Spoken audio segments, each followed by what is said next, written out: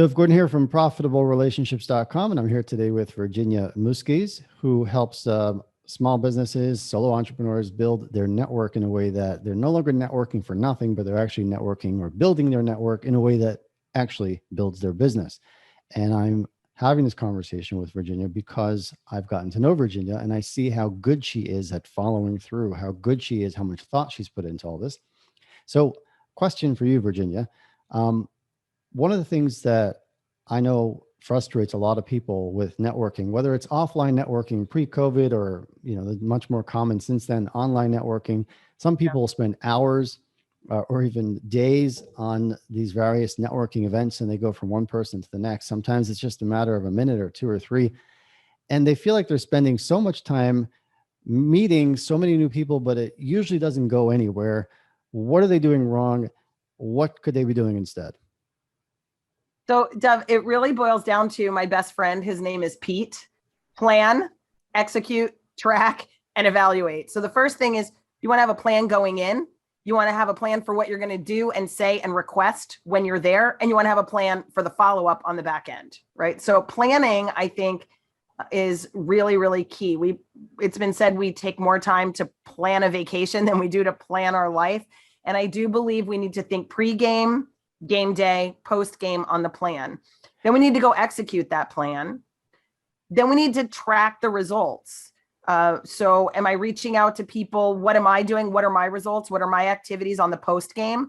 And what kind of a response am I getting? Because if I find out that I'm going, say, to the same event over and over and over again, but I look at it and I'm really tracking it, and then I can evaluate, that's the last step, and I can see, oh, this network isn't for me. It doesn't matter how many times I go. It doesn't matter how great my follow through is. People are not interested in me. And that just happened to me. I joined a network. I worked it for a year and they called me to re-up. And I said, I'm not going to re-up. And they said, why? And I said, because your group isn't interested. It's just not my people. And that's okay. It just means it's not a great fit, but it would be a huge waste of time and money to stay in an organization waiting for the golden goose that it doesn't live in that nest, wrong nest. So, Pete, I like that. The first one you said is planning.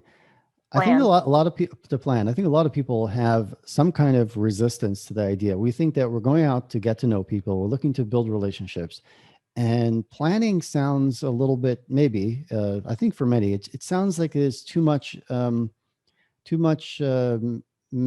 mechanical for dealing with other people. I'm saying something, I'm playing devil's advocate here. I think that, I think most people haven't really thought this through.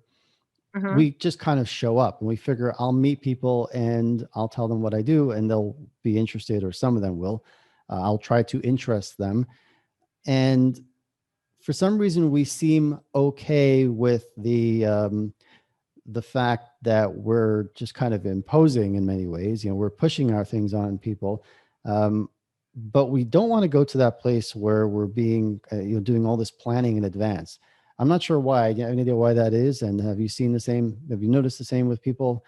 And what's your thought on that? Like, how can people become more comfortable with the idea of planning to build these relationships? So yes, I get resistance around this all the time because the biggest myth is if I just show up and do a good job, people will refer me. And it's a huge myth. So I really talk to people about the fact that we are building business relationships. So let's take business out and look at relationships. You're going to take your lady on a date. Do you say to her, hi, we're going to go on a date. It's going to be on this day and time. I'm going to put you in my car. Then we're going to drive to this place.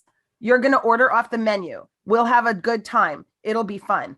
Or let's even take it one step further. You just met a lady at an establishment. You're single.